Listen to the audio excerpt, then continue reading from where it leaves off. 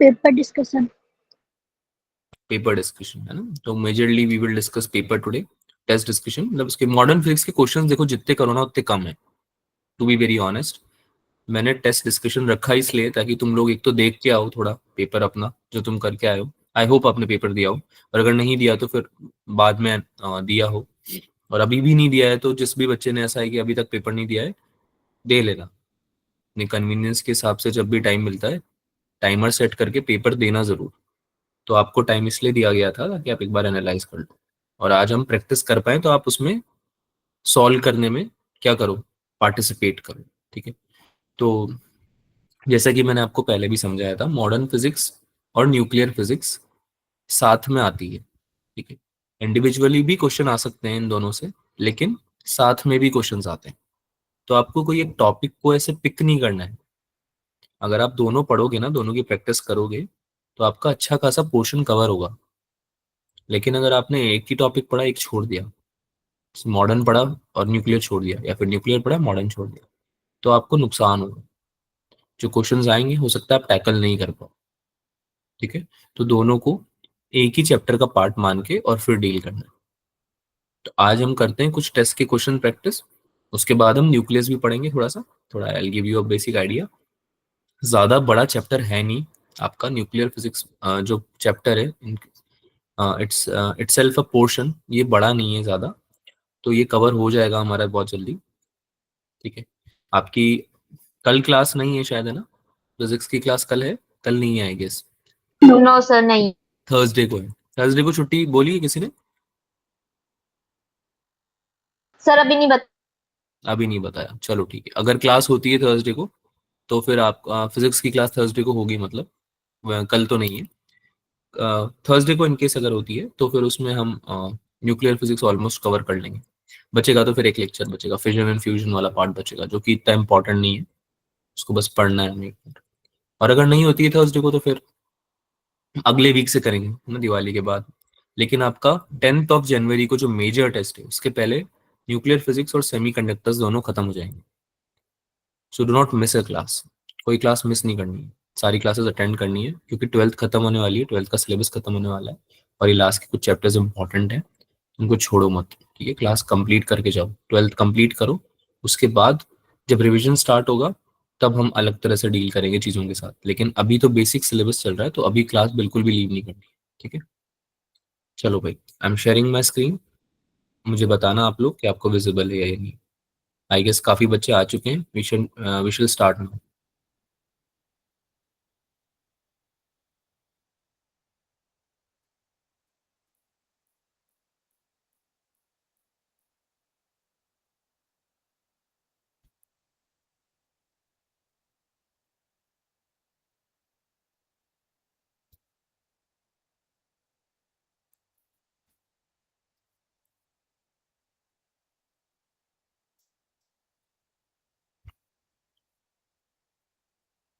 Screen visible है क्या बच्चों? आवाज आ रही है मेरी नो सभी? सर। आवाज आ रही है या नहीं आ रही है, पहले तो ये बताओ। यस सर आवाज तो आ रही है। आवाज आ रही है? ठीक है, रुको मैं फिर से शेयर करता हूँ। अभी विजिबल है? यस सर अभी जिला। ठीक, कूल, स्टार्ट करते हैं। तो देखो, जैसे कि हमने डिस्कशन किया था, कुछ क्वेश्चंस हम टेस्ट की प्रैक्टिस करने वाले हैं आज की क्लास में। तो अगर आपको आते हैं या नहीं आते हैं, आइदर केस में आप सॉल्व करेंगे क्वेश्चंस को, और फिर हम उनको डिस्कस करेंगे, देन वील मूव फॉरवर्ड। सबके लिए टाइम ज्यादा हम देंगे नहीं, ऐसा नहीं कि हम 10-10 मिनट सॉल्व करने में लगा रहे हैं। 2 to 3 minutes will give for every question. ठीक है, प्रैक्टिस के लिए। इसका पोर्शन हम डिस्कशन कर चुके हैं, वेटेज पोर्शन न्यूक्लियर फिजिक्स का। सिंस हम आज भी पढ़ने वाले हैं तो एक बार मैं फिर से बता रहा हूँ आपको, लेकिन इसको बार बार देखने की जरूरत है नहीं, आपको आइडिया लग चुका है कि मॉडर्न और न्यूक्लियर के साथ में क्वेश्चंस आते हैं, है ना। गिव यू एग्जांपल्स आल्सो, मतलब साथ में भी आते हैं, नॉट ऑलवेज बट साथ में भी आते हैं। And you need to do both the chapters. ठीक है, तो लास्ट क्लास में बच्चों हमने क्या करा था, थोड़ा बहुत बेसिक इंट्रोडक्शन लिया था क्या न्यूक्लियस का? Yes sir. न्यूट्रॉन के बारे में हमने पढ़ा था लास्ट क्लास में, याद आ रहा है? थोड़ा बहुत न्यूट्रॉन के बारे में आइडिया लिया था क्या क्या होता है ना। Yes, sir. न्यूट्रल रेडिएशन होती है, किसने डिस्कवर करी थी ये? Chadwick. Chadwick. किसने डिस्कवर करी थी? Chandler? James Chad- Chadwick. Chadwick, James Chadwick.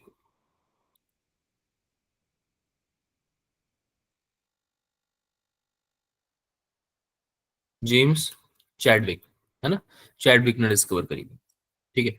और क्या पढ़ा था हमने? Atomic number, atomic masses, mass number, ये सब पढ़ा था, याद आ रहा है? Yes. न्यूट्रॉन्स Yes, के sir.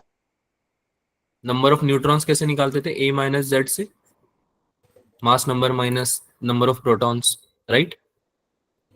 आइसोटोप्स, आइसोबार्स, आइसोटोन्स, ये सब पढ़ा था, बेसिक चीजें रिवाइज करी थी। एक वेटेड एवरेज निकालना सीखा था, यस सर। याद है? क्वेश्चन किया था एक वेटेड एवरेज पे, इस पे क्वेश्चन आया हुआ है नीट में, नीट में क्वेश्चन आया हुआ है वेटेड एवरेज पे, बता दूं मैं आपको ये बात, ठीक है? तो निकालना आ गया ना सबको, ये कितनी अबंडेंस है उसके बेसिस पे, है ना? Yes, sir. ये प्रैक्टिस, कुछ क्वेश्चंस वही देखो, ऐसा मत समझो कि कुछ चीज इजी है तो वो आएगी नहीं। मैंने पहले भी बोला था, मॉडर्न फिजिक्स जो है, मॉडर्न फिजिक्स, न्यूक्लियर फिजिक्स, ये जो है, ये काफी इजी क्वेश्चंस भी देती है ऐसे। और तुम्हारे तो चलो नीट में तो इतना डिफिकल्ट क्वेश्चन जनरली बनते नहीं है। Advance, IIT JEE mains, advance mains तक भी चलो नॉर्मल बनते हैं क्वेश्चन, तो बहुत डिफिकल्ट नहीं बनते, लेकिन एडवांस में अच्छे क्वेश्चंस आते हैं अगर आपने पेपर देखा हो तो।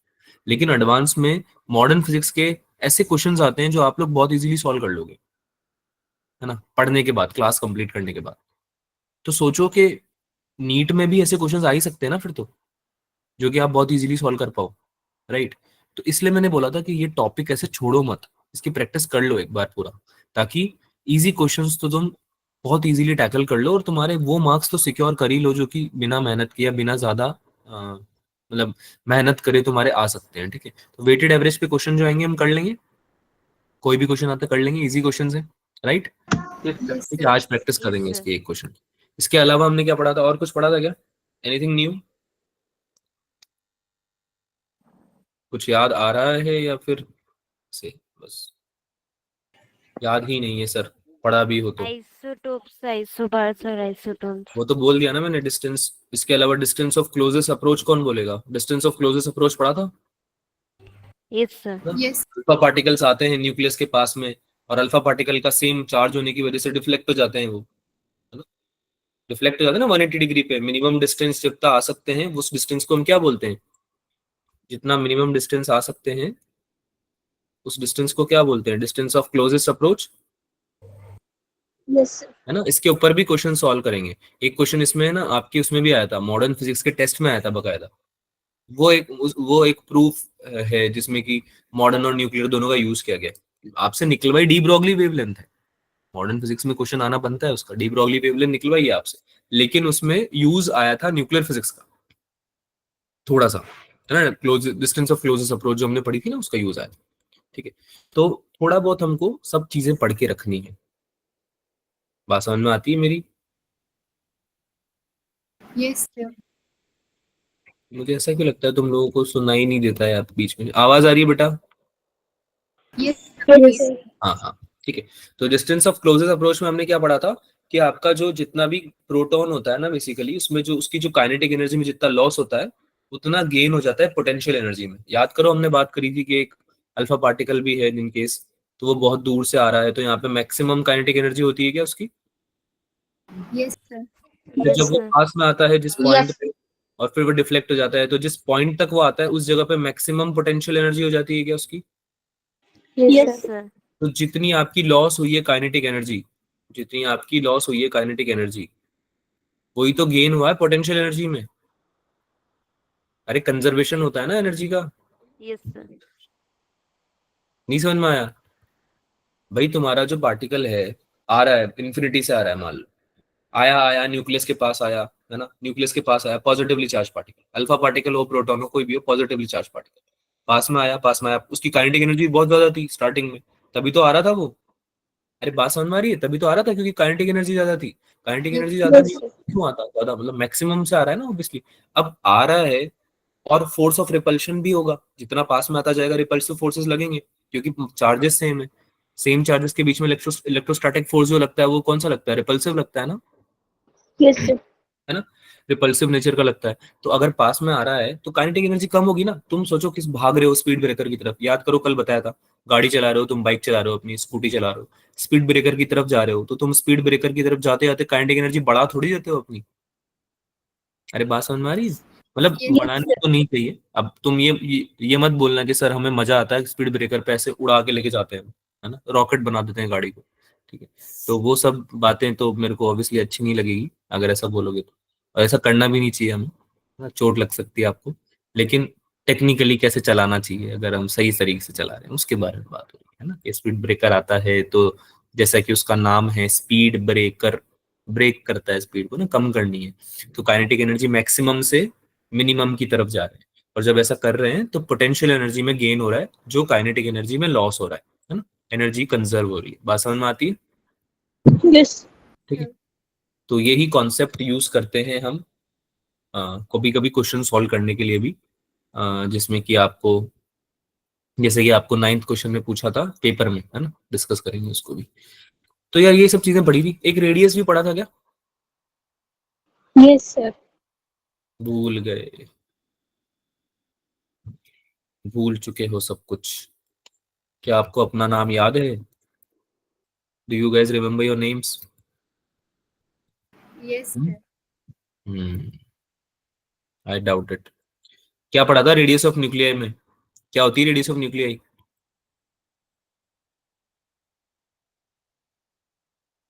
R not.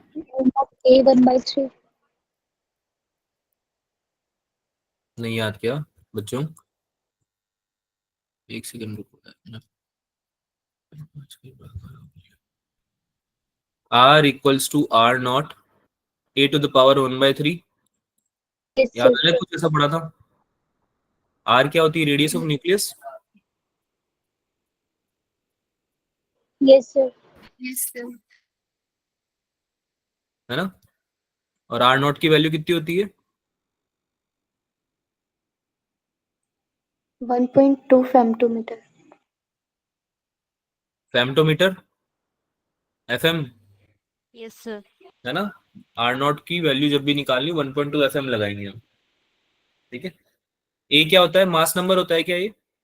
Yes, sir. Yes, sir. ठीक है। याद करो हमने कैसे निकाला था ये, हमने कैसे निकाला था ये, हमने आपको बोला था कि जो स्फेयर होता है, एटम को आप स्फेरिकल फॉर्म में वो करते हो ना डिस्क्राइब, स्फेरिकल फॉर्म में एग्जिस्ट करता होगा, है ना, तो उसका वॉल्यूम निकालते हैं हम 4/3 पाई आर क्यूब। याद करो। अरे यार नहीं आ रहा याद? बेटा कुछ याद आ रहा है या फिर हाँ या ना मतलब बस बोलते रहते हो तुम, है ना। तो उससे हमने निकाला था इस चीज को। आगे चले, Yes. Yes. आगे चले। Yes, sir. ठीक, क्वेश्चंस करते हैं, क्वेश्चन प्रैक्टिस करते हैं। पहला सवाल आपके कंप्यूटर स्क्रीन पे, the current in the loop due to motion of an electron, पहला ही सवाल है, पेपर में पहला सवाल आया था, बिल्कुल टैकल करने लायक क्वेश्चन था। एटम्स से क्वेश्चन आया था, स्टार्टिंग की क्वेश्चन एटम्स के थे आई गेस पेपर में, स्टार्टिंग में एटम्स से ज्यादा आए थे ना क्वेश्चन। अरे हाँ ना बोलो भाई, Yes, sir. पेपर दिया है? Yes, sir. Yes, paper sir. दिया था संडे को? किस किस ने पेपर नहीं दिया है कृपया अपना हाथ उठाएं।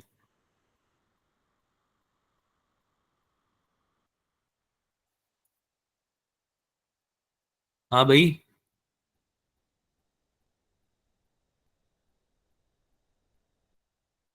किस किस ने पेपर नहीं दिया था, अपने अपने हाथ की पोटेंशियल एनर्जी चेंज करो।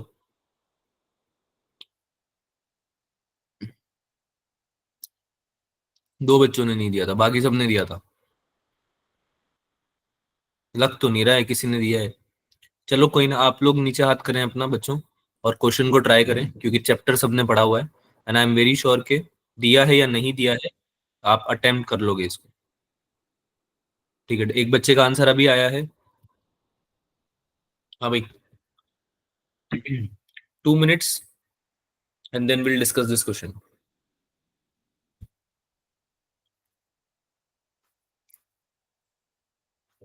टाइम पीरियड निकालो पहले तो, टाइम निकाल लोगे तो करंट निकल जाएगा।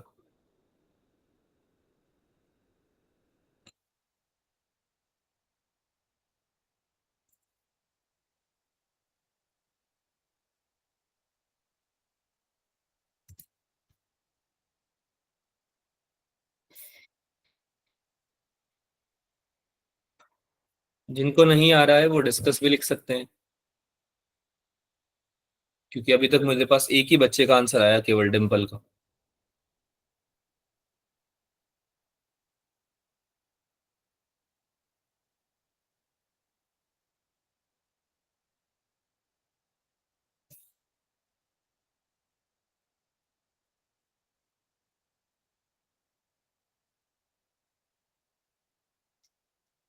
मुस्कान, okay.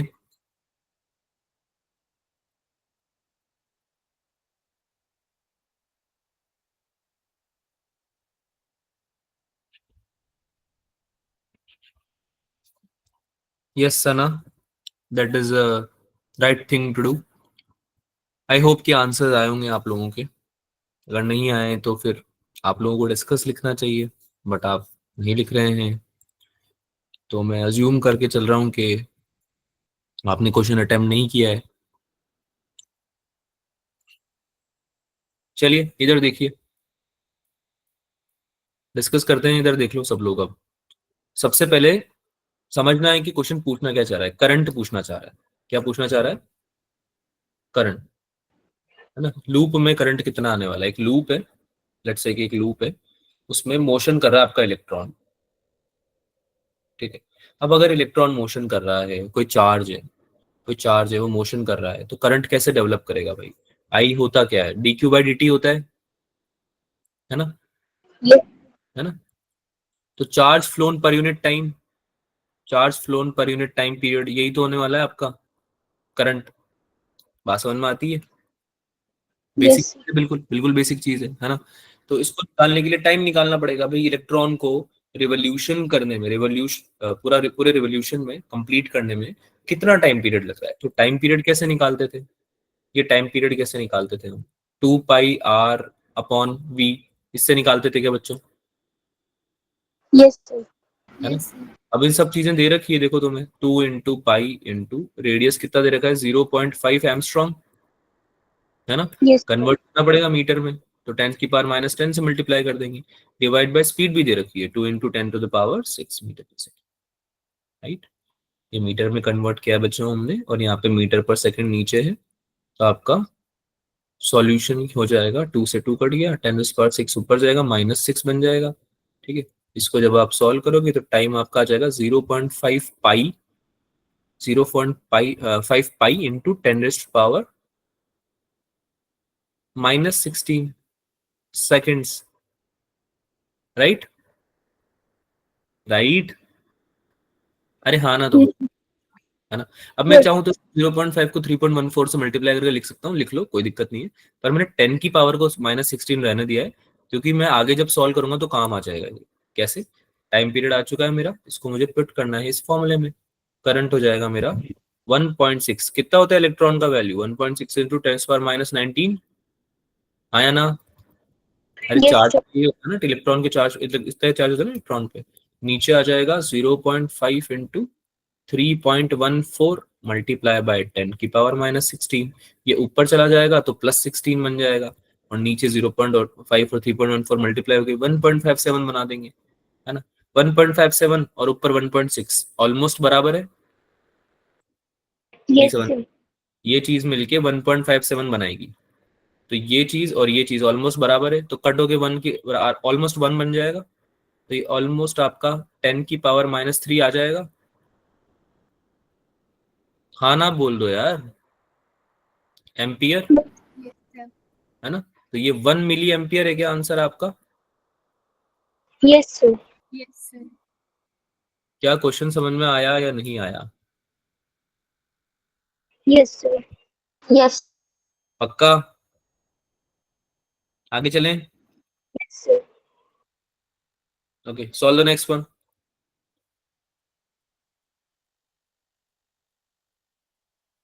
Solve the next one.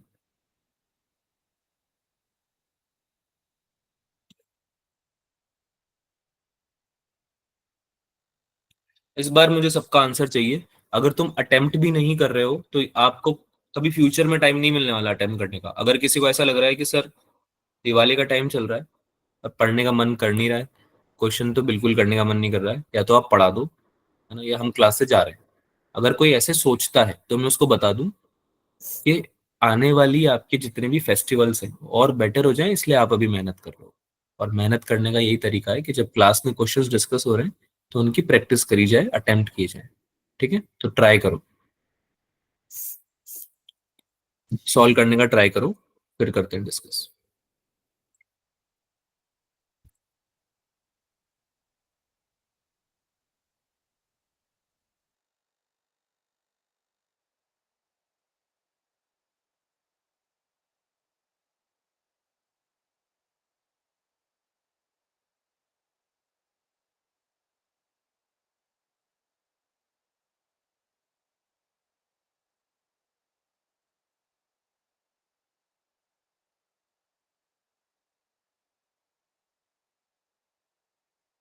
Velocity का शॉर्ट फॉर्म वाला फॉर्मूला बताया था, वो याद है? शॉर्ट वाला जो फॉर्मूला बताया था बच्चों? Yes, sir. ठीक है, एक और फॉर्मूला मैं आज इस क्वेश्चन के थ्रू आपको बताना चाहूंगा। तो जो बच्चे क्लास में हैं उनको तो बहुत फायदा होने वाला है, जिनको जो नहीं है क्लास में उनका थोड़ा सा नुकसान हो जाएगा। क्यों? क्योंकि जो मैं फॉर्मूला में बताऊंगा वो आप कई जगह पे यूज कर सकते हो, इस क्वेश्चन के थ्रू बताऊंगा मैं। ठीक है, बहुत सारे तरीके हैं, बहुत सारे फॉर्मूलेज हैं, ऐसे कोई जरूरी नहीं कि आप एक ही चीज यूज करो। जहां पे जो चीज सही तरीके से यूज करी जा सकती है उसको करना चाहिए। करिए ट्राई, नहीं आता है तो डिस्कस लिखना फिर।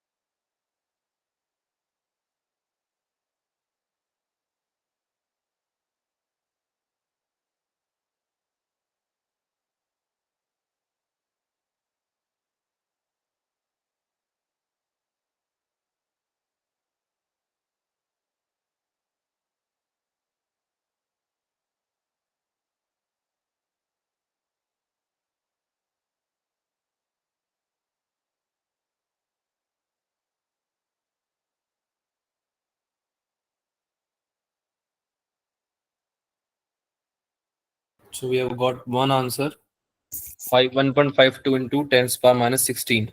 Okay.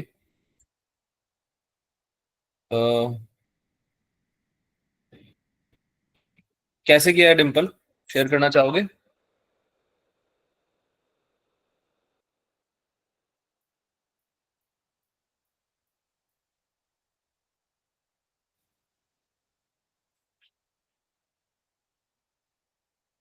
डिस्कस करना है?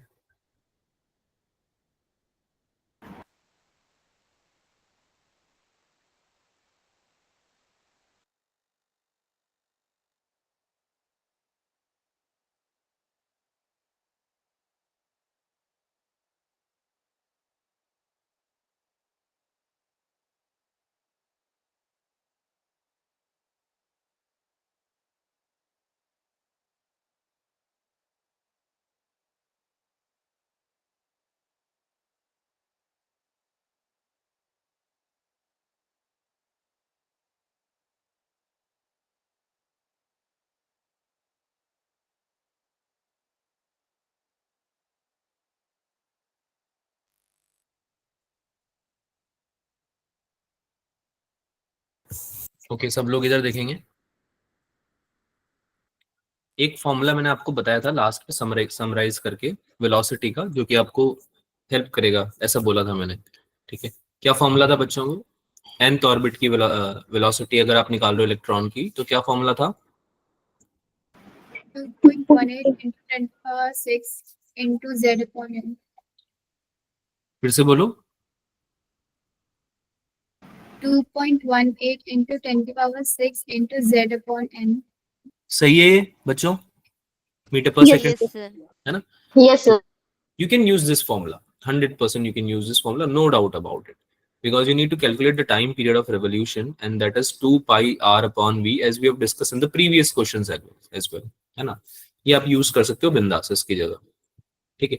लेकिन you should use this formula instead, because यहाँ पे सी दिया हुआ है, एंड मैं यूं नहीं बोल रहा हूँ कि आपको पता था और आपको करना चाहिए था, आपको नहीं पता था, मैं आपको अभी बता रहा हूँ, ठीक है? ये जो चीजें हैं ये हम जब क्वेश्चंस करते हैं ना बच्चों, या डिस्कशंस करते हैं, तभी सामने आती है। ऐसा नहीं कि इससे नहीं होगा, ऐसा नहीं है इससे नहीं होगा, है ना? z इक्वल्स टू 1 लोगे आप हाइड्रोजन एटम के लिए, राइट? n की जगह आप रखोगे फन, तो आप सॉल्व कर लोगे इसको, ठीक है? आपको सेकंड्स में सॉल्व करना पड़ेगा इसको, लेकिन आप ऑन दी अदर हैंड अगर ये फॉर्मूला यूज करोगे, it would be more convenient. इसको नोट कर लो एक बार। It will go like velocity of electron in nth orbit निकाल रहे हो, ठीक है? 1/137 c upon n, 1/137 c by n, ठीक है? This is the velocity of electron in nth orbit.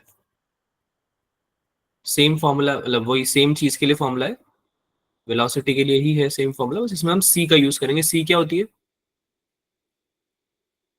Speed of light. Speed of light, Speed of light. ठीक है? इसको नोट डाउन करेंगे सब नोटबुक में।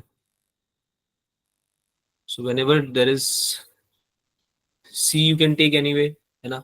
n आप अपने हिसाब से रख सकते हो, and you can find out vn, and you can put it in the formula which is t equals to 2 pi r upon v.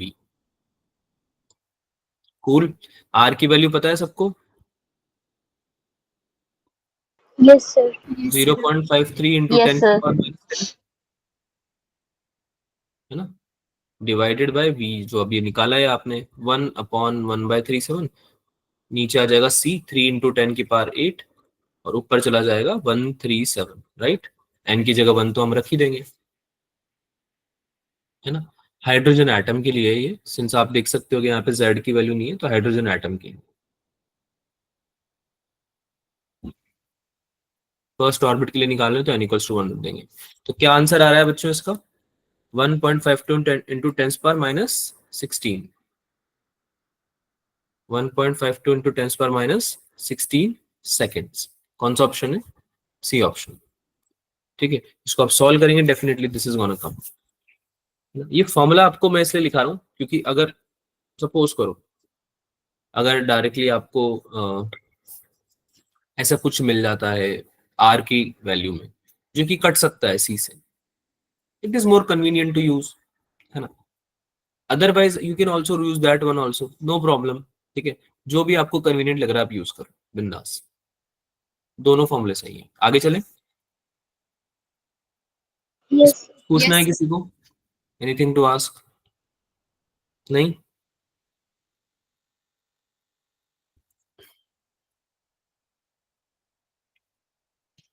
Next question try करेंगे सब लोग। Okay, so this is the question जहाँ पे हम बात कर रहे थे डिस्टेंस ऑफ क्लोजेस्ट अप्रोच की। यहाँ पे आप वो चीज अप्लाई कर सकते हो जो हमने पढ़ी है ना। लेट्स सी कि आप अब सॉल्व कर पाते हो नहीं। अब ट्राई करना है सबको सॉल्व करने का। It's a good question, if you will be able to solve it, that's a very good thing. NEET level से ऊपर ही है ये क्वेश्चन, मतलब, ठीक है? प्रैक्टिस आपकी अच्छी हो जाएगी, करो उसको solve. You can take 3 minutes for this. Question समझाना है किसी को? बेटा पूछ सकते हो आप, हाथ ऊपर भी कर सकते हो आप, कोई नहीं देख रहा आपको, कोई कुछ नहीं बोल रहा है, किसी को कोई फर्क नहीं पड़ता है। अगर किसी को कुछ भी डाउट आता है तो पूछा करो ना। किसी को क्वेश्चन एक्सप्लेन करना है क्या? Yes, sir. कर दो. ओके, सुन लो फिर। तो एक प्रोटॉन है जो कि फायर कर रहे हो आप बहुत दूर से, है ना? बहुत दूर से प्रोटॉन आ रहा है, सपोज करो इन्फिनिटी से आ रहा है, ठीक? इन्फिनिटी से आ रहा है बहुत दूर से। अब तुम्हारा जो ये प्रोटॉन है, जब ये आएगा तुम्हारे न्यूक्लियस के पास में, ये बोल रहा है कि it is far away towards a nucleus with a charge of 120 electron, यानी कि आपका न्यूक्लियस है उसके ऊपर कितना चार्ज है, 120 ई के बराबर।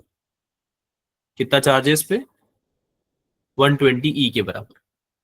कुल। और इस पे कितना चार्ज है प्रोटॉन पे, पता है हमें, प्लस ई चार्ज होता है क्या प्रोटॉन पे, Yes, sir. ठीक है। Let's say Yes. कि ये यू स्पीड से आ रहा है, अभी आएगा आएगा आएगा आएगा, एक पॉइंट के बाद रुक जाएगा, एक पॉइंट के बाद, जिसको कि ये बोल रहा है closest approach 10 femtometre, this will be 10 femtometre distance of closest approach. कितना है ये, 10 फेम्टोमीटर, यानी 10 इंटू 10 की पावर कितनी, -15 क्या, -15. -15 मीटर। Yes. अब तो हमें पता चल गया है, अब तो हमें काफी चीजें पता चल गई, पहले तो हमें फिर भी नहीं पता थी पेपर दे टाइम, लेट से, है ना। तो तुमको ये क्या पूछ रहे हैं क्वेश्चन में कि अगर ऐसा ऐसा कुछ सिचुएशन बनता है तो आपका वेवलेंथ कितना होगा, D Broglie wavelength of the proton starting में कितना होगा, है ना। डी ब्रॉगली वेवलेंथ कितना होगा फेम्टोमीटर में पूछ रहा है प्रोटॉन का, है ना, यानी कि लैम्डा की वैल्यू पूछ रहा है। लैम्डा कैसे निकालते हैं पता है सबको, नहीं पता, Yes, sir. लैम्डा नहीं पता कैसे निकालते हैं, सर पता है. पता है तो निकालो फिर, अगर पता है तो निकालो।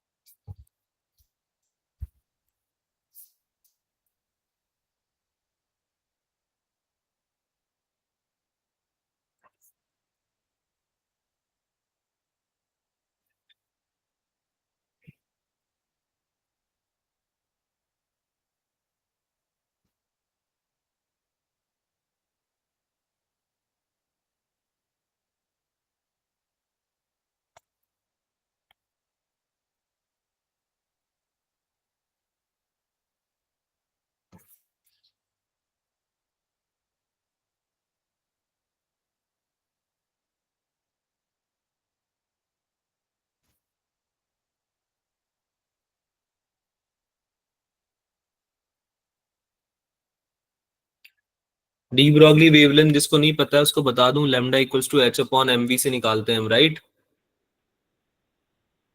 Yes. है ना। किसी तरीके से अगर आप स्पीड निकाल लोगे तो you can put it, velocity की वैल्यू आप पुट कर सकते हो लैम्डा वाले फॉर्मूले में, and then you can solve the question.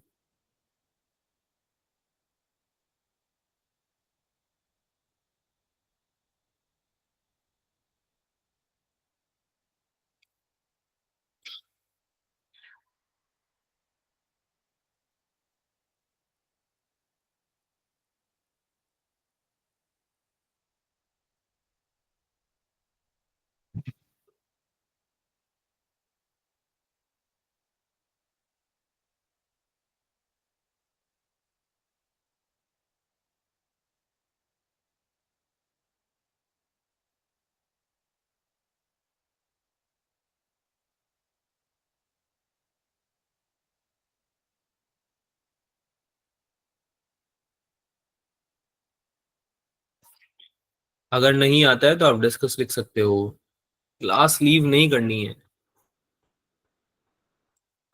It's a very good question, अगर आप उसको सॉल्व कर पा रहे हो तो that means that you are prepared to solve any difficult questions that comes in your way, है ना, इस चैप्टर को लेके।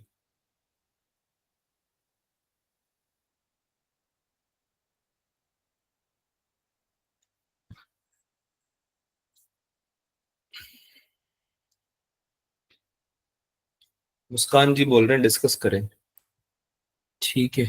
डिम्पल बोल रहे डिस्कस तो कर लो सर, पर साथ में एक मेरा तुक्का भी ले लो, तुक्का है 7 महेंद्र सिंह धोनी वाला number Thala for a reason sir, D option लगा के आएंगे, जहां भी 7 दिखेगा लगा देंगे। कोई फर्क नहीं पड़ता हमको कि आंसर सही है गलत है, सॉल्व किया है नहीं किया है, 7 दिखा लगा दिया।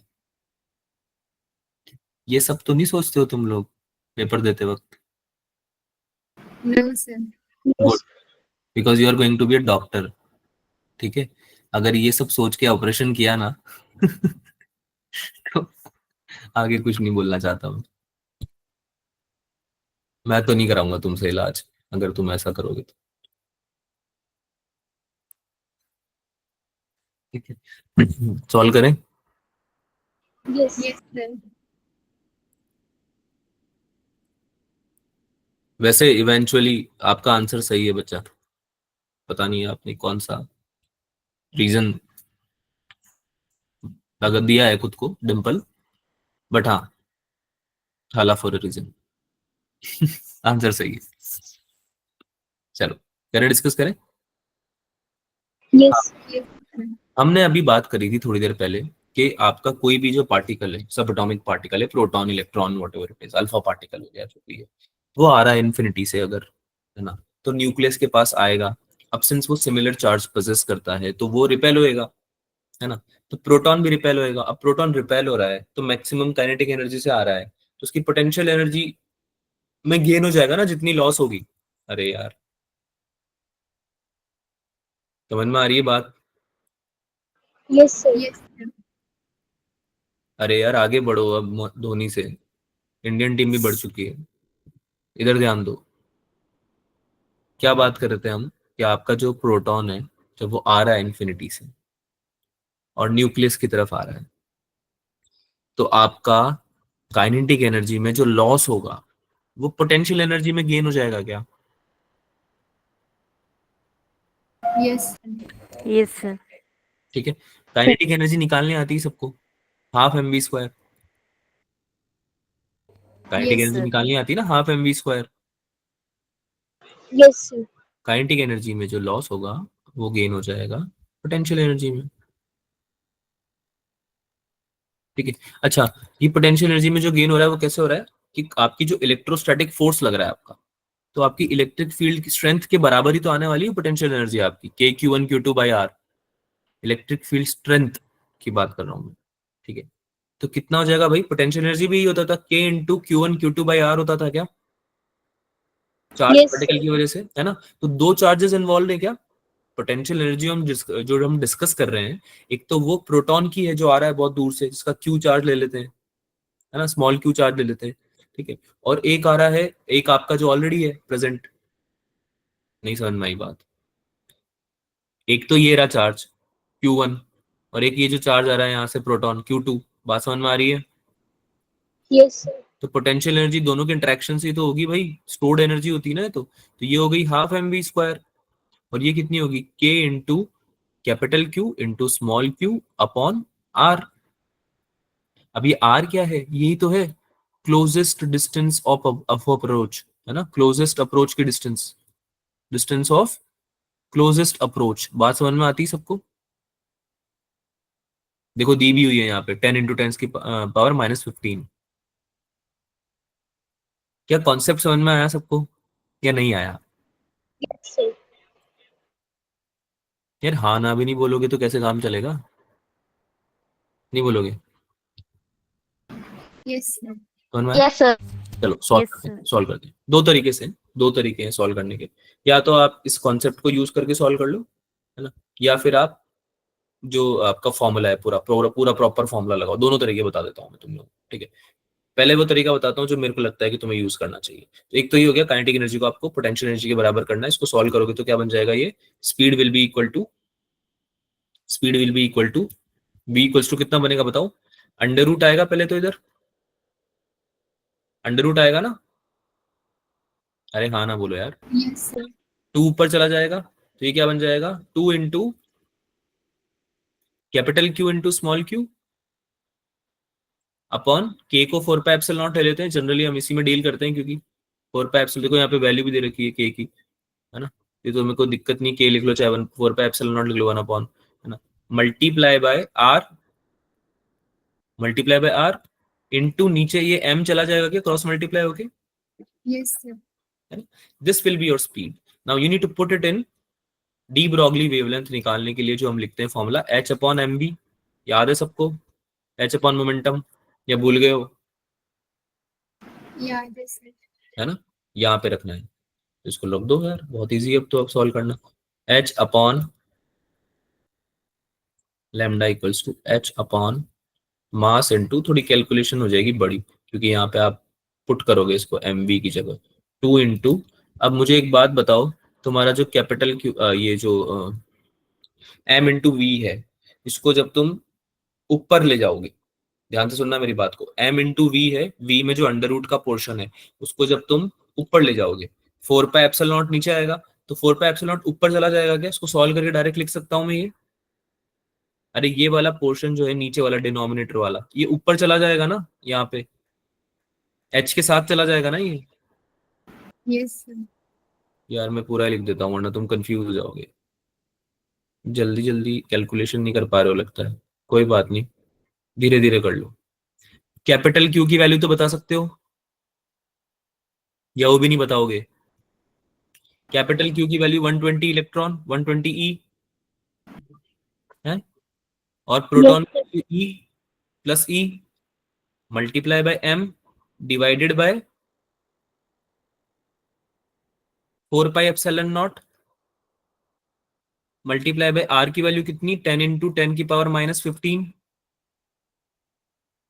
Multiply by Yes. एम की वैल्यू, एम की वैल्यू कितनी है बच्चों? एम की वैल्यू कितनी है बता दो यार, ऐसे क्या कर रहे हो? 5/3 into 10 की पावर -27। देखा, ये तो दिया हुआ है ना, प्रोटॉन की वैल्यू तो दी हुई ना, 5/3 इंटू 10 की पावर माइनस, ये भी तो, ये तो बता सकते हो ना देख के, तो -27, ठीक है। तो ये आया तुम्हारा पूरा गेम। यहाँ पे ऊपर एम नहीं आएगा, ये थोड़ा ये गलत लिख दिया हमने, यहाँ पे एम नहीं आएगा, नीचे आएगा, ठीक है। हाँ भाई, एच की वैल्यू पता है सबको? 6.6 इंटू 10 की पावर -34, है ना।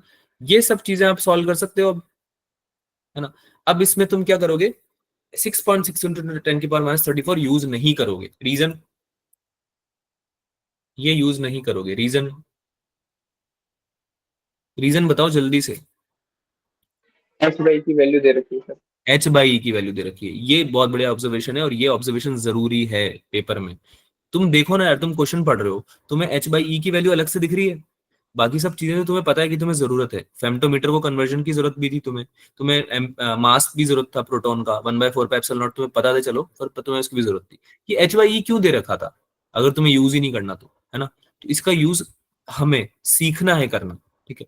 तो आप एच बाई ई का पूरा यूज करोगे, ना कि केवल आप एच की वैल्यू 6.6 में कन्वर्ट करोगे। और एच बाई की वैल्यू कैसे यूज करेंगे कि ये जो हमारा 240 ई स्क्वायर आ रहा है ना, ये जो हमारा 240 ई स्क्वायर आ रहा है ना यहाँ पे, 120 ई इंटू 2, ये हमारा डिनोमिनेटर में रह जाएगा, और ये पूरा कहाँ चला जाएगा? अरे बोलो यार, ये एच के साथ चला जाएगा ऊपर न्यूमरेटर में, राइट। Yes, sir. तो ये एच बाई ई स्क्वायर बन रहा है ना, और ई स्क्वायर का अंडर रूट है, फिर से बोल रहा हूँ, ई स्क्वायर का अंडर रूट है क्या? ई स्क्वायर अंडर रूट में है क्या? Yes, sir. E square under Yes. Root में है क्या? नीचे देखो ध्यान से, तो इसका अंडर रूट सॉल्व करोगे तो ई बन जाएगा ना ये केवल, यस सर। और एच तो ऑलरेडी बाहर था, एच तो ऑलरेडी बाहर था, तो ये एच बाई ई आया, और साथ में तुम्हारा एक बड़ा सा ये जो एक्सप्रेशन है इसको सॉल्व कर लेना। इसकी जो वैल्यू आने वाली है, जैसे कि मैंने बताया, क्या आएगी? 7। क्या है ये बच्चों? 7, है ना। 7 इंटू 10 की पावर -15 आएगा वैसे आंसर, 7 इंटू 10 की पावर -15 आएगा, पर फेम्टोमीटर में आपको बताना है ना, यूनिट्स एंड एफएम, तो आपका आंसर आ जाएगा 7। अब बताओ मुझे, इस क्वेश्चन में कोई डाउट है क्या? No, sir. पक्की बात? अगर है तो पूछ लो।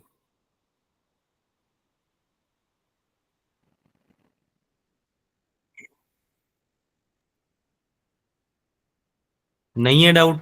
सर। No, sir. ये जो बच्चे जो आवाज आंसर नहीं करते ना, इनको मैं बता दूं कि अगर तुम गलती से, वैसे तो मुश्किल है, पर अगर तुम गलती से टीचर बन गए फ्यूचर में ना, तुम पढ़ा रहे हो फिजिक्स मान लो, प्रोफेसर बन गए या फैकल्टी बन गए, टीचर बन गए, तुम्हें बहुत समझ में आने वाला है कि तुम क्या करते थे जब तुम स्टूडेंट थे। तुम्हारे स्टूडेंट को देख के तुम्हें समझ में आएगा कितना बुरा लगता है कि जब तुम्हारा कोई स्टूडेंट बोलता नहीं कुछ, हाँ या ना भी नहीं बोलता है। टेस्ट में मैंने ये स्किप किया था आंसर आने के बाद भी। आंसर अगर आपको पता है सही तरीके से आया तो स्किप नहीं करना चाहिए था, बट अगर आपको लग रहा था कि अगर आपने तुक्का मारा है या सही नहीं पता है आपको तरीका, तो फिर obviously you should have skip, just because आपको लग रहा है कि कुछ आंसर हो सकता है, आपको मार्क करके नहीं आना है, as simple as that. Next question करो, काफी इजी क्वेश्चन है ये तो। Solve the next one.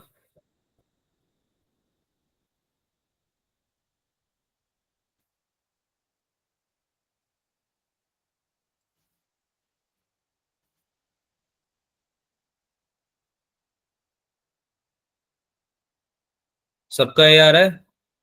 Yes, sir. Yes, sir. ये तो हमने पढ़ा हुआ है ना, टाइम पीरियड जो होता है nth ऑर्बिट पे वो डायरेक्टली प्रोपोर्शनल होता है n cube upon z square के। Yes, sir. Yes, sir.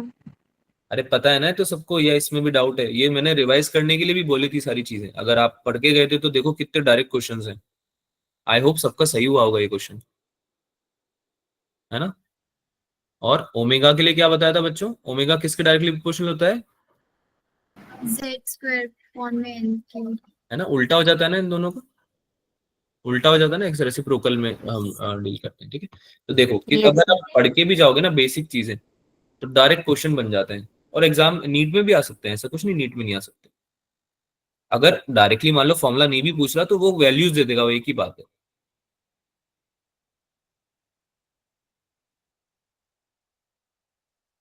Absorption spectrum में कौन से आएंगे? अब ये चीजें मैंने, ये क्वेश्चन मैंने अभी इसलिए लिया है क्योंकि आप लोगों को शायद ये एब्जॉर्प्शन स्पेक्ट्रम के बारे में एग्जैक्टली नहीं पता था, तो मैं अभी बता दूंगा, ठीक है।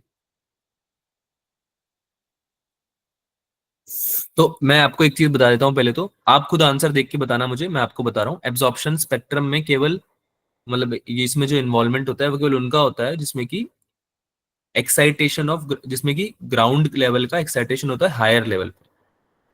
फिर से बोल रहा हूँ, absorption spectrum it involves only those in which excitation of ground level excites to higher level।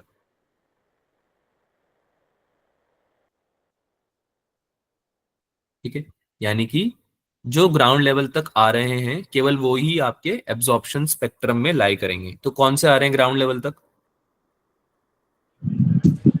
First, second, and third. First second and third. कौन से आ रहे हैं? First second and third, so that would be your right answer, ठीक है। भाई समझो ना बात को, जो ग्राउंड लेवल से एक्साइट हो रहा है हायर लेवल पे वही तो डी एक्साइट होके आएगा वापस, ठीक है। सो this is an information based question. Next time से अगर क्वेश्चन आता है तो आई होप आप कर पाएंगे, सही कर पाएंगे, ठीक है। अगर आता है तो, चांसेस कम है बट अगर आता है तो। आगे चले बच्चों। Yes, sir. Yes, sir. Now this one you can solve. ये आपसे हो भी गया होगा, ये क्वेश्चन हो भी गया होगा एग्जाम में।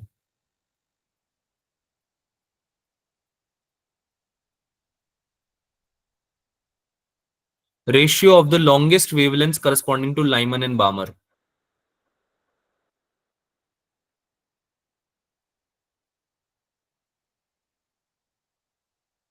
थोड़ा लेंदी क्वेश्चन था ये, लेंदी क्वेश्चन था ये। मैं होता तो इसको बाद में करता, क्योंकि ये इजी है, करना तो है ही सही, लेकिन लेंदी है, थोड़ा सा टाइम लग सकता है इसमें कैलकुलेशन में, लेकिन करना जरूर है, छोड़ना नहीं।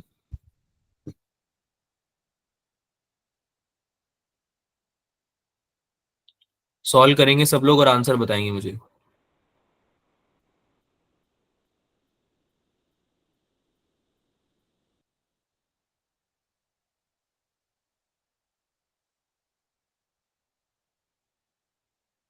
इस सी आंसर तुम इसका बता रहे हो क्या बच्चों? ये सी Yes, आंसर इसका बता रहे हैं आप लोग? इस वाले क्वेश्चन का बता रहे हो क्या? yes, sir. तो सॉल्व हो गया था ये पेपर में? पेपर में सॉल्व हो गया था क्वेश्चन? बहुत बढ़िया बात है, नाइस, वेरी गुड। तो दैट मीन्स कि बेसिक फॉर्मूला बेस्ड क्वेश्चन आप सॉल्व कर पा रहे हो देन, अगर ऐसा है तो, एंड इट्स गुड। कैसे निकालेंगे भाई? ये मैंने क्वेश्चन कराए भी थे शायद, क्लास में भी शायद कराया था, Yes, sir. क्लास में भी कराया था मैंने सिमिलर क्वेश्चन, है ना। तो वेवलेंथ आपको निकालनी है अलग अलग, अगर स्पेक्ट्रल लाइन की, बामर और लाइमन के केस में तो कैसे निकालते हैं?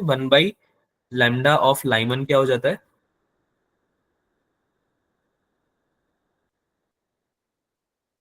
क्या हो जाता है बच्चों?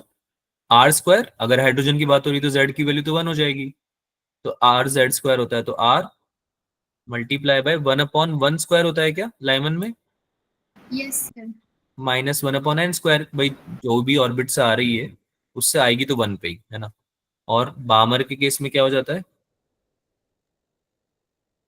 1/λb, लेट से R इंटू 1/2 का स्क्वायर, Yes, sir. है ना। सो हमको क्या करना है? रेशियो तो लेना है इसका, बहुत इजी है। तो ये आपका, अगर आप ये निकालो लाइमन का निकालो, तो ये आ जाएगा R into 1/1²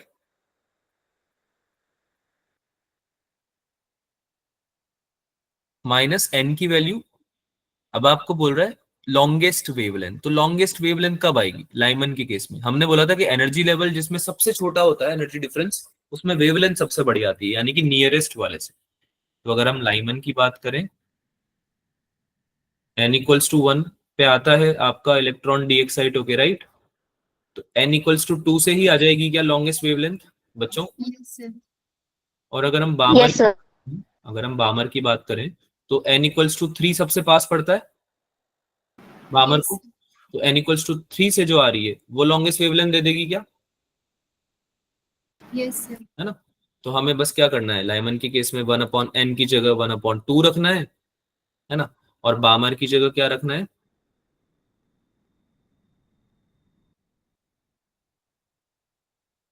R into 1/2² minus 1/n की जगह 1/3 रखना है, n की जगह 3 रखना है, राइट, Yes, sir. है ना। तो वो बन जाएगा आपका कितना? 3R/4। ये आपका बन जाएगा 1/λ L, 1/λ L लॉन्गेस्ट, लॉन्गेस्ट वाली है ये बेसिकली, लॉन्गेस्ट। ठीक है। तो इसमें आपका 1/λ क्या बन जाएगा? 3R/4। सॉल्व हुआ था ये, ठीक है। और Yes, sir. इसमें लॉन्गेस्ट Yes. बन जाएगा, ये भी लॉन्गेस्ट वाली है, इसमें क्या बन जाएगा भाई? 5R/36। ठीक है। अब तो इसको डिवाइड करना है, बस रेशियो निकालना है। निकाल लोगे ना रेशियो दोनों का? डिवाइड करके रेशियो निकाल लोगे ना भाई? सी ऑप्शन आंसर आ रहा है गेस। 5R/36 इंटू 4/3R हो जाएगा ये।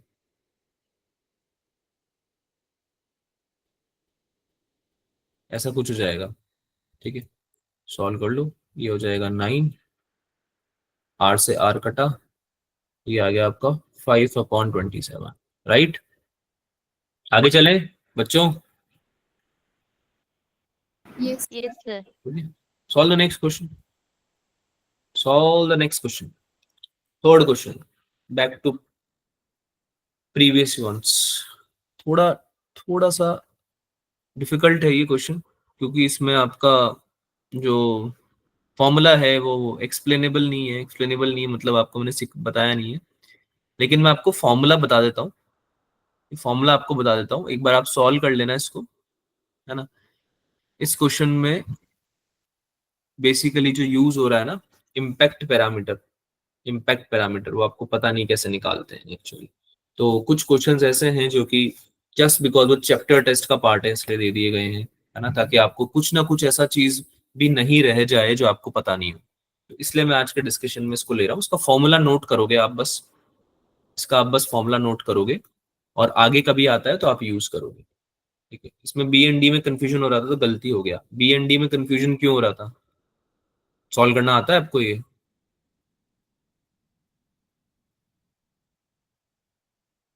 अरे इम्पैक्ट पैरामीटर निकालना आता है बच्चों?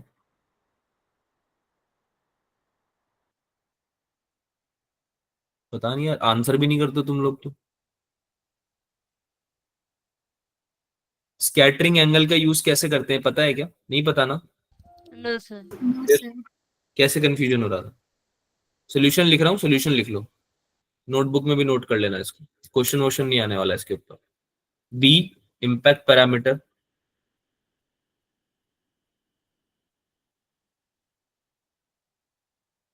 निकालते हैं हम 1/4 पाई एप्सिलॉन नॉट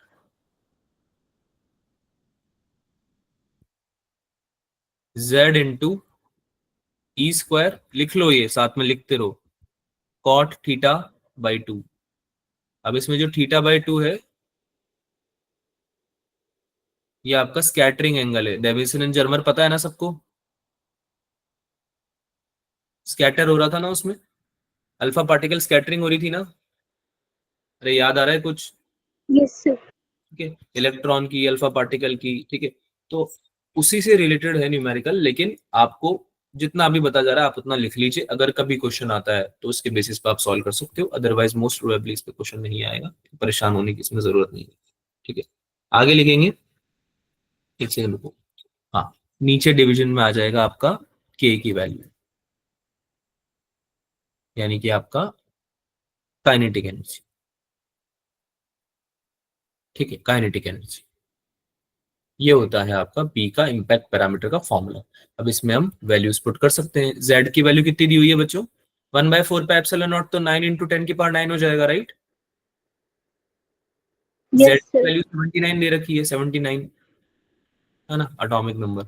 और ई स्क्वायर तो पता है सबको क्या होता है, 1.6 इंटू 10⁻19, Yes, sir. इसका होल स्क्वायर हो जाएगा। कॉट थीटा बाई 2 यानी कि cot 5 degree divided by kinetic energy की वैल्यू कितनी दे रखी है, 5 इंटू 10⁻³ हो जाएगा क्या? 5 इंटू 10⁻³, अरे हाँ Yes, ना sir. बोलो यार, है ना, 5 इंटू 10⁻। अच्छा, 5 मेगा इलेक्ट्रॉन वोल्ट, तो आप इसको 5 इंटू 10⁻³ इंटू 1.6 इंटू 10⁻−13 से भी मल्टीप्लाई करना, 1.6 इंटू 10⁻−19 से। इलेक्ट्रॉन वोल्ट में ले लो ना क्या आप? हाँ भाई, इसको सॉल्व करोगे आपका आंसर कुछ ऐसा आ जाएगा, यू कैन से 10 5 डिग्री की वैल्यू अगर आपको पता होगी तो आप यूज कर सकते हो। 10 5 डिग्री की वैल्यू यू कैन यूज 0.0875, यहाँ पे दी हुई नहीं चाहिए थी वैसे तो, दैट्स वाई ऐसे क्वेश्चंस नहीं आ सकते, क्योंकि आपको 10 5 डिग्री की वैल्यू पता हो ऐसा पॉसिबल ही नहीं है, ऐसा एक्सपेक्ट भी नहीं करना चाहिए एग्जामिनर को आपसे। ठीक है, अगर ऐसा क्वेश्चंस आएंगे भी तो आपको डेफिनेटली वो वैल्यू देंगे, बट मैं आपको फॉर्मूला बता चुका हूँ जो यूज करना है। What would be the formula of impact parameter बच्चों? बी इक्वल्स टू, ये स्मॉल के, कौन सा स्मॉल के? ये 9 इंटू 10⁹ वाला है ना, 1/4 पाई एप्सिलॉन नॉट वाला, multiply by Z E square into cot theta by 2 scattering angle divided by kinetic energy. समझ में आया फॉर्मूला सबको? Yes, sir. है ना, अगर क्वेश्चन आता है तो ये यूज कर सकते हो, अदरवाइज कोई जरूरत पड़ेगी नहीं, क्योंकि क्वेश्चन आएगा ही नहीं।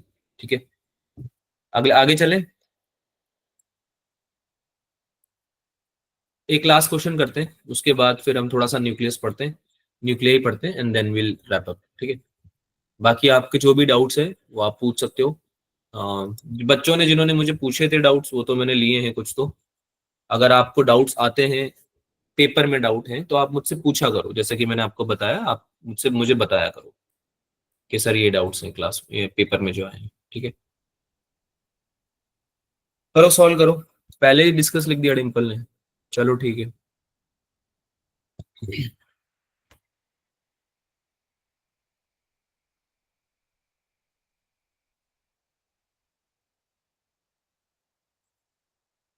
बेटा ये क्वेश्चन वैसे शायद क्लास में करवाया था मैंने, Yes, sir.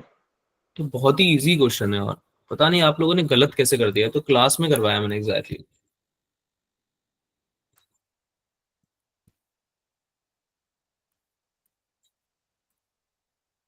क्या आंसर है इसका? Sir, B आ रहा है. बी आ रहा है पक्का? Yes, sir.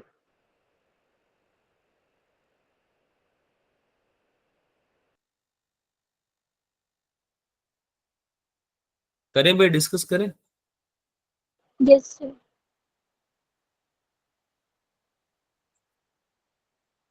P N alpha, ठीक है। लैम्डा क्या होता है बच्चों? एच अपॉन पी या Yes, फिर sir. H upon under root 2 MKE भी होता है क्या? Yes, sir. ये पढ़ाया ना मैंने या नहीं पढ़ाया? Yes, sir. पढ़ा है. पढ़ाया ना। और काइनेटिक एनर्जी की अगर हम बात करें या मास के कॉन्सेप्ट में अगर बात करें तो यहाँ पे सिंपली हमने एक ही बात बोली थी ऐसे क्वेश्चन कराते वक्त कि इनवर्सली प्रोपोर्शनल टू लैम्डा होता है 1 अपॉन, मतलब 1/√m, ना √m के इनवर्सली प्रोपोर्शनल होता है। और मास तुम लोगों को सबको पता है रिलेशनशिप क्या होती है, सबसे ज्यादा कम मास होता है इलेक्ट्रॉन का, उससे ज्यादा मास होता है किसका? प्रोटॉन का। प्रोटॉन से ज्यादा मास होता है किसका? Neutron. न्यूट्रॉन का। और न्यूट्रॉन से भी ज्यादा मास होगा अल्फा पार्टिकल का, राइट।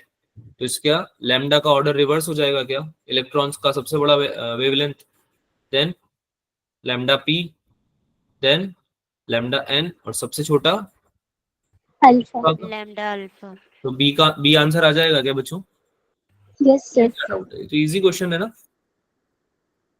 Yes sir. किसी को डाउट है क्या? कुछ पूछना है? सवाल समझ में आया सबको या आगे चलें? अगर नहीं यस। तो कुछ क्वेश्चंस हैं, I want you to practice.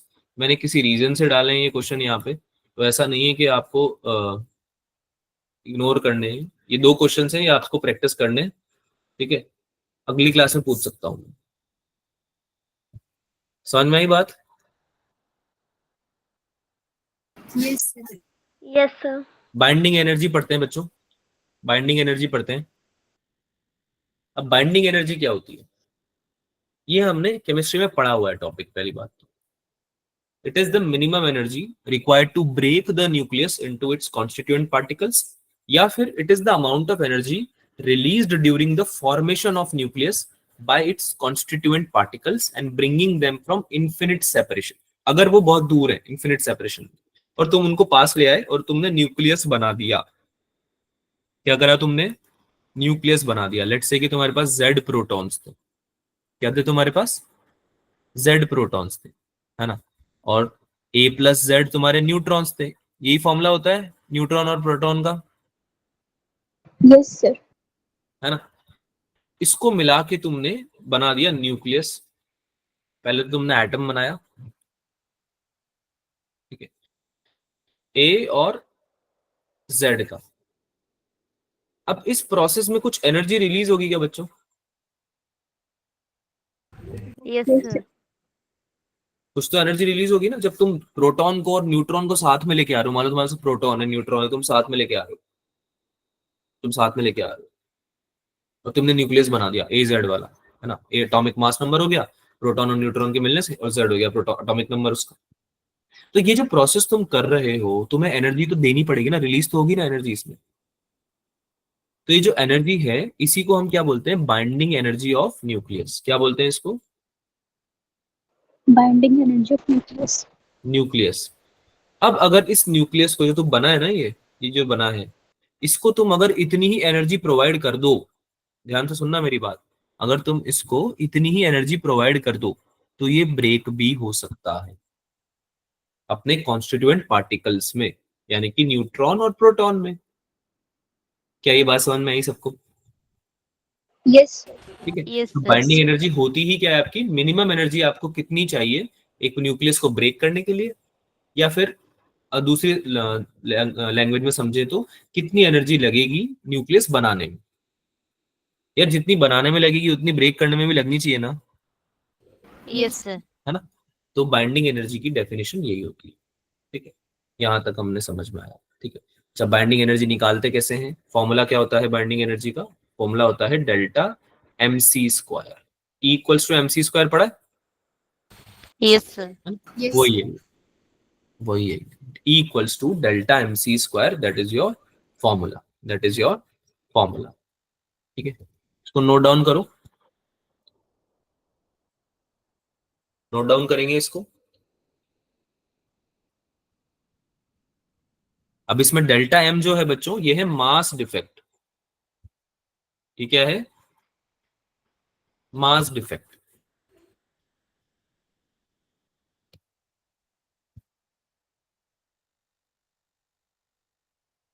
अभी पढ़ेंगे ये भी। इसको नोट डाउन करा सबने? Yes. Yes, sir. Yes, sir.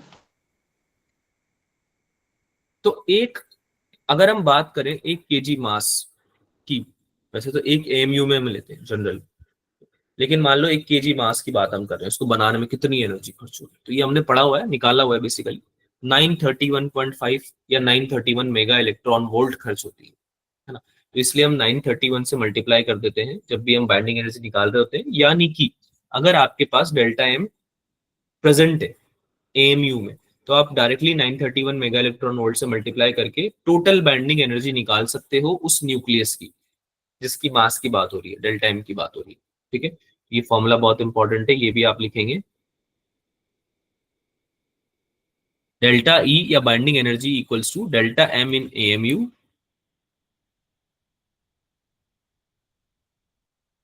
Atomic mass unit में मल्टीप्लाई बाय 931.5 ले लो, या 0.5 इग्नोर करना चाहो तो 931 भी लिख सकते हो, एक ही बात है, मेगा इलेक्ट्रॉन वोल्ट। अगर एएमयू में दिया आप डायरेक्टली मल्टीप्लाई कर सकते हो, अदरवाइज आपको क्या करना पड़ेगा, आपको निकालना पड़ेगा केजी में। ठीक है, अभी उसके बारे में बात करेंगे। इसको नोट कर लिया सबने? Yes, sir. Yes, sir. ठीक है, Yes, तो sir. मास डिफेक्ट की बात करते हैं, जो हम डेल्टा एम की बात कर रहे थे ना, उसी की बात करते हैं। It has been observed that there is a difference between expected mass and actual mass of a nucleus, यानी कि जो न्यूक्लियस का मास बन रहा है ना, उसमें थोड़ा सा डिफरेंस आ रहा है। ठीक है, जैसे कि आपने जेड प्रोटॉन लिए, जेड नंबर ऑफ प्रोटॉन्स थे आपके पास, और A minus Z number of neutrons थे, यही होता है इनका भी निकालने का तरीका भी, है ना। तो हमको एक्सपेक्टेड क्या था कि भाई जो हमारा टोटल न्यूक्लियस का मास आएगा वो आना चाहिए भाई जेड नंबर ऑफ प्रोटॉन्स ले लो आप, एक न्यूट्रॉन का मास है एमपी, अरे एक प्रोटॉन का मास है सॉरी एमपी, है ना। इसको मल्टीप्लाई कर दिया, लेट्स से मैंने 10 प्रोटॉन से, यानी कि मेरे पास 10 प्रोटॉन है। फिर मैंने ले लिया कि मेरे पास मान लो 11 न्यूट्रॉन थे, है ना। ए माइनस जेड की वैल्यू लेट से 11 आ रही थी, 21 था आपका मास नंबर और 10 था आपका जेड, तो आपका 11 आ रहा था न्यूट्रॉन्स। बेटा समझ में आ रहा है ना जो बोल रहा हूं मैं ये सब बातें, Yes, sir. Yes, है ना। sir. Yes. तो तुमने 11 न्यूट्रॉन्स को मल्टीप्लाई कर दिया मास ऑफ न्यूट्रॉन से, यानी एक न्यूट्रॉन का जो मास था उसको मल्टीप्लाई कर दिया कितने न्यूट्रॉन से, उससे, ऐसे ही निकालेंगे टोटल का, है ना, ऑब्वियस सी बात है। ये तुम्हारा एक्सपेक्टेड मास था। तुमने क्या बोला कि सर अगर प्रोटॉन और न्यूट्रॉन को साथ में लेके आओगे और न्यूक्लियस बनाओगे तो प्रोटॉन और न्यूट्रॉन का मास ऐड कर दो तो न्यूक्लियस का मास मिल जाएगा टोटल, यही बोला तुमने। अरे यही बोलोगे ना नॉर्मली तो, Yes, sir. लेकिन तुमने इलेक्ट्रॉन को तो कंसिडर ही नहीं किया, करा क्या? No, electron sir. को तो कंसिडर ही नहीं किया, पूरे एटम का मास बता दिया तुमने तो ये, है ना, न्यूक्लियस के साथ एटम का ही बता दिया आपने। लेकिन एक्चुअली में ऑब्जर्व क्या किया गया कि जो टोटल मास है एटम का, वो ऑब्जर्व्ड मास जो है वो पूरे एटम के मास से आप जब नंबर ऑफ इलेक्ट्रॉन का जो मास है, इलेक्ट्रॉन्स की वजह से जो मास है उसको जब माइनस करोगे तो आपका ऑब्जर्व्ड मास आएगा। और आपका जो एक्सपेक्टेड मास था वो ऑब्जर्व्ड मास से थोड़ा सा ज्यादा आ रहा था, यानी कि ऑब्जर्व्ड मास आपका थोड़ा कम आया। एक्सपेक्टेड मास तो क्या था, प्रोटॉन न्यूट्रॉन मिला है, यहाँ पे न्यूट्रॉन आएगा by the way sorry, proton neutron मिला है और एक्सपेक्टेड मास बन गया। क्या बात समझ में आ रही है मेरी? प्रोटॉन और न्यूट्रॉन Yes. मिला है और तुमने बोल दिया कि यार एटम का इतना मास होता है, प्रोटॉन न्यूट्रॉन का मास एटम का मास, लेकिन कुछ मास में डिफेक्ट था, कुछ डिफरेंस था बिकॉज ऑफ इलेक्ट्रॉन। तो हमने जो ऑब्जर्व किया ना मास एक्चुअली में वो एक्सपेक्टेड से कम आया। और कम पता है क्यों आया? क्योंकि हमने इलेक्ट्रॉन के मास को कंसिडर ही नहीं किया। तो जो डिफेक्ट था ना, मास डिफेक्ट, वो इसलिए बोला गया कि एक्सपेक्टेड से ऑब्जर्व्ड को जो आप माइनस करोगे ना, वो आपका मास का डिफेक्ट है, यानी कि मास कम हो गया है, जो कि नहीं होना चाहिए था पर हो गया है। बढ़ना चाहिए था टेक्निकली तो, लेकिन कम हो गया, ये इसलिए इसको डिफेक्ट बोला जाता है। ठीक है, इसको निकालते कैसे? आप प्रोटॉन और न्यूट्रॉन का टोटल निकालो और उसमें से माइनस कर दो ऑब्जर्व्ड मास, यानी कि एटम माइनस इलेक्ट्रॉन। इसको नोट करेंगे सब लोग? नोट किया सबने? Yes, sir. अब ये जो आपका जनरली आता है डेल्टा एम, वो एएमयू में आता है, और एक एएमयू की वैल्यू आपको पता है कितनी होती है बच्चों? 1.66 इंटू अभी आज ही बताया कितनी होती है 10 की पावर -27 kg। अरे यार kg में थोड़ी दोगे तुम, एमयू में लेते हो ना जनरली।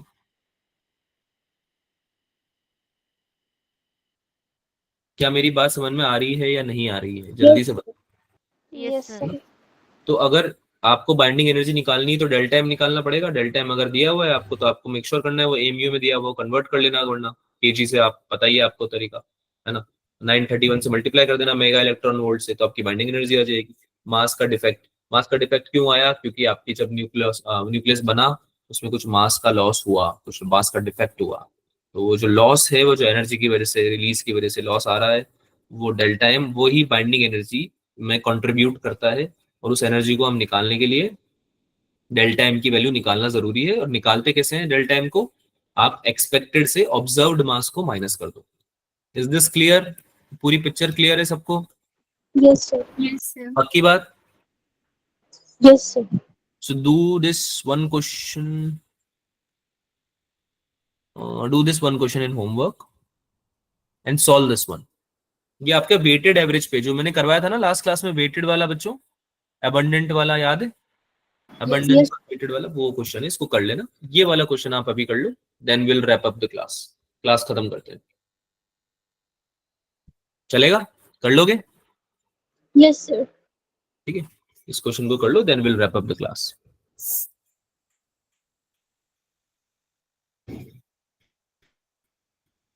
बेसिकली कुछ नहीं करना। अल्फा पार्टिकल में क्या क्या होता है, 2 प्रोटॉन होते हैं, 2 न्यूट्रॉन होते हैं, है ना। तुमको टोटल बाइंडिंग एनर्जी निकालनी है, टोटल बाइंडिंग एनर्जी निकालनी है अल्फा पार्टिकल की। 2 प्रोटॉन है, 2 न्यूट्रॉन है, मास दिया हुआ है,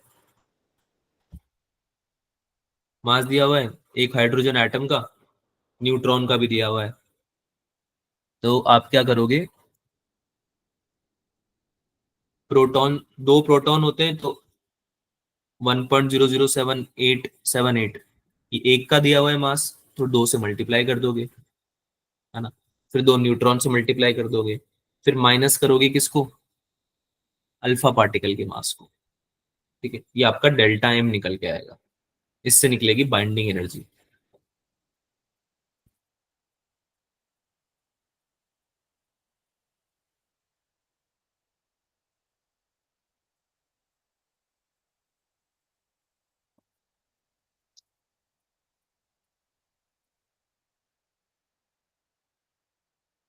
ये जो बाद वाला मास है ना, ये ऑब्जर्व्ड मास है बच्चों, समझ में आ रही है ये बात? ये वाला ऑब्जर्व्ड है। चलो मैं सॉल्व कर ही देता हूँ, इधर देखो बाइंडिंग एनर्जी क्या होती है, इधर देख लो, इधर देख लो, डेल्टा एम इंटू सी स्क्वायर होती है क्या? हाँ ना बोलो जल्दी से, तुम्हारा ही टाइम जा रहा है। ठीक है, तो डेल्टा एम क्या निकालोगे, expected minus observed, Yes, sir. Expected minus observe निकालोगे, mass of mass expected minus mass observe, है ना। एक्सपेक्ट कितना होना चाहिए भाई, mass of mass expected minus mass observe. Mass observe तो तुम्हें दिया हुआ है 4.00260 AMU, ये दिया हुआ है ऑब्जर्व्ड मास, है ना, अल्फा पार्टिकल का मास। एक्सपेक्टेड कितना होता है कि भाई अल्फा पार्टिकल में क्या होता है, अल्फा पार्टिकल में 2 प्रोटॉन होते हैं प्लस 2 न्यूट्रॉन होते हैं। अरे हाँ ना तो बोलो यार, Yes, sir. प्रोटॉन और 2 न्यूट्रॉन होते हैं, तो इनका मास तुम ऐड कर दोगे एक्सपेक्टेड में कितना हो जाएगा, बाइंडिंग एनर्जी इक्वल्स टू, ये हो जाएगा आपका 2 इंटू प्रोटॉन का मास ये है और न्यूट्रॉन का ये है, तो ये कितना हो जाएगा 2 इंटू 1.0078 प्लस 2 इंटू 1.0086, ये हो गया एक्सपेक्टेड मास, हाँ या ना? Yes, sir. दो होते हैं ना दोनों में, एक प्रोटॉन का दिया हुआ एक न्यूट्रॉन का दिया हुआ है। माइनस करोगे ऑब्जर्व्ड मास, कितना है ऑब्जर्व्ड मास, 4.0026। ठीक है, ये हो गया तुम्हारा डेल्टा एम। इसको सी स्क्वायर से मल्टीप्लाई करना है, डेल्टा एम की वैल्यू सॉल्व करो, इसको बहुत ईजी है सॉल्व करना। इसकी वैल्यू आपकी आ जाएगी 0.0303, 0.0303, यही डेल्टा एम की वैल्यू। इसको सी स्क्वायर से मल्टीप्लाई करना है। अगर ये एमयू में है जो कि है, तो आप इसको क्या करोगे, डायरेक्ट 931 से मल्टीप्लाई कर सकते हो क्या? Yes, sir. 931 से मल्टीप्लाई कर सकते हो। तो ये हो जाएगा 0.0303 मल्टीप्लाई बाय 931। कितना आंसर आया? The answer will be 28.3 mega electron volt. Mega electron volt में आंसर आएगा बाइंडिंग एनर्जी का। समझ में आया सबको या नहीं आया? अरे बेटा समझ में आया नहीं आया जल्दी बताओ ना। नहीं आया तो फिर डिस्कस करेंगे क्यों नहीं आया, क्या नहीं आया। चलें आगे। Yes, sir. Yes, sir. Okay so आगे ये है कि आपका ये पार्ट हो गया है कंप्लीट। नेक्स्ट क्लास में हम बाइंडिंग एनर्जी पर न्यूक्लियॉन पढ़ेंगे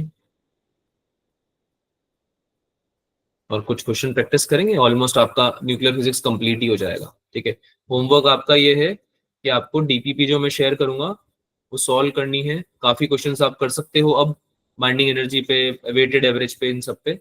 जितना आपका हुआ है टिल टॉपिक आपको सॉल्व करना है सारा डीपीपी, है ना, और पीवाईक्यूज।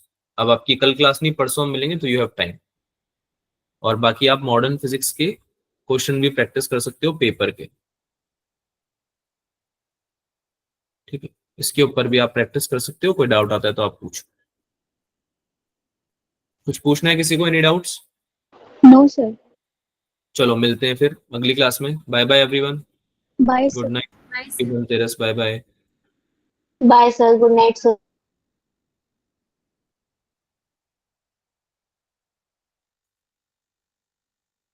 बाय बच्चों, बाय।